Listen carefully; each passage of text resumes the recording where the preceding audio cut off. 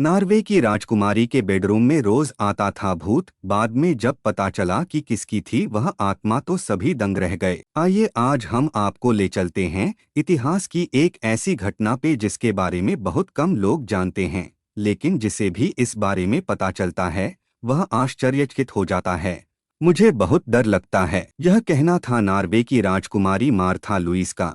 लेकिन विडंबना ये थी कि घर के लोग ही उसकी बात पर विश्वास नहीं करते थे, सोचते थे कि यह सब राजकुमारी का भ्रम होगा। लेकिन एक दिन जब इस डरावने सच का खुलासा हुआ तो संपूर्ण राजसी परिवार अचंभित रह गया। आखिर क्या था वह रहस्य? यह हॉरर स्टोरी नॉर्वे के राजा हेराल्ड की पुत्री राजकुमारी मार्था लुईस की है, जिन्होंने बताया कि जब उन्हें महल में अपना बेडरूम मिला तो उनकी आयु 14 वर्ष की थी। एक रात जब वह सो रही थीं, तो अचानक उन्हें लगा कि कोई बुरी तरह से झकझोर कर उन्हें उठाने की कोशिश कर रहा है। वह हड़बड़ाकर उठ बैठी, लेकिन आश्चर्य वहां आसपास कोई भी नहीं था। उस समय रात के लगभग 1 बज रहे थे। एक रिपोर्ट के अनुसार 52 वर्षीय मार्था लुईस अपनी आप बीती सुनाती हुई कहती हैं कि उसके बाद प्रतिदिन मेरे कमरे में कुछ न कुछ अजीबोगरीब घटनाएं घटने लगीं।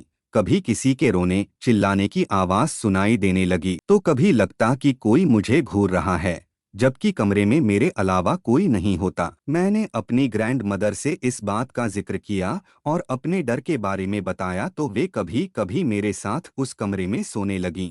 लेकिन जिस दिन मैं अकेली होती थी तो उस कमरे में वह डरावना भूत जरूर आता था। नॉर्वे के राजा हेराल्ड ने एक दिन बताया कि द्वितीय विश्व युद्ध के पहले उनका यह किला पहले जनरल एस नाजी का हुआ करता था। 8 मई 1945 को नाजियों की हार से निराश होकर राजकुमारी के कमरे के स्थान पर ही जनरल ने खुद को थी। हो सकता है कि उनका ही भूत उस कमरे में रहता हो जो राजकुमारी को डराता हो। अपने पिता की यह बात सुनकर राजकुमारी मार्था अंदर तक कांप गईं, क्योंकि उन्हें लगा कि वह न जाने कितने दिन जनरल एस नाजी के भूत के साथ रही। वह भूत मुझे एक दिन जान से मार देता तो